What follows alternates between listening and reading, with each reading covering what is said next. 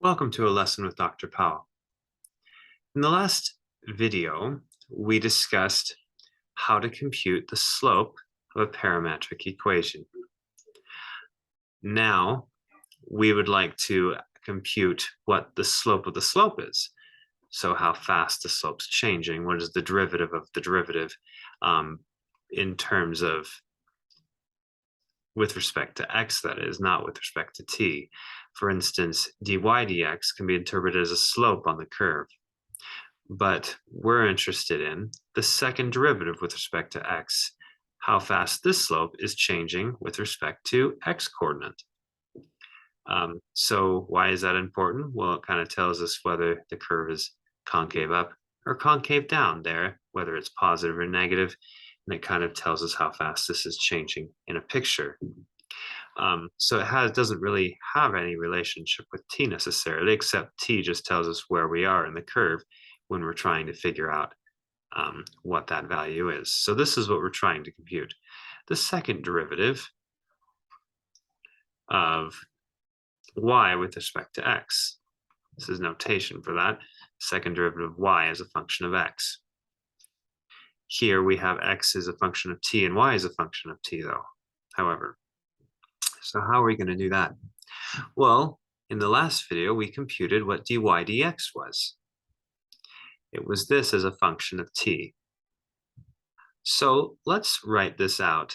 Let's suppose that the dy dx function as a function of t is this. F of t is 1 plus 2t over 4t minus 1. And then likewise, remember what x is. X is what it is up here, 2t squared minus t. So the question really, how much is f changing with respect to x? So we're kind of looking for df dx, are we not? But we can do this the same way as we did before for dx dy, because that was in parametrics.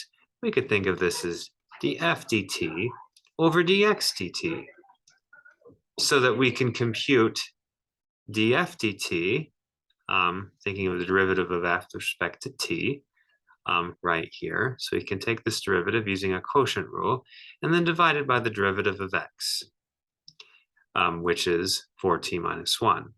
So this is going to look like something with a 4t minus 1 on the bottom, dx dt is that. Then we use a quotient rule to compute what goes on the top of this. So using the quotient rule, the derivative of the top is 2 and times the bottom. So we have, and maybe we can write that out over here. Okay.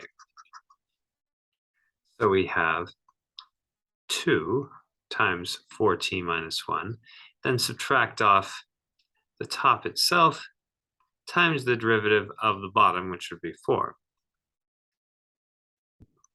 all over 4t minus 1 quantity squared.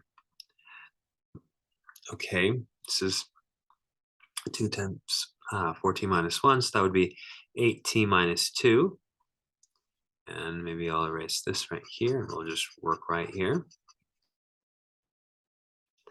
So 8t minus 2, and then here we have minus 4, and then minus 8t.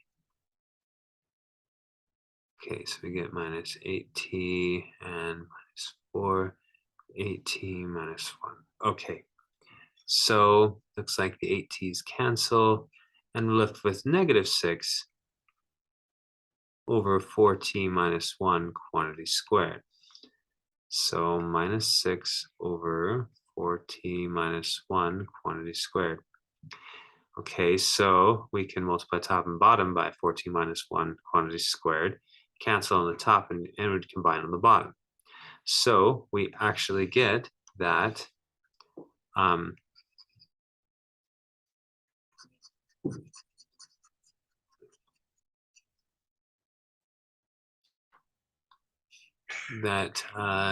so the second derivative of y with respect to x as a function of t itself is going to be equal to negative 6 all over 4t minus 1 quantity cubed.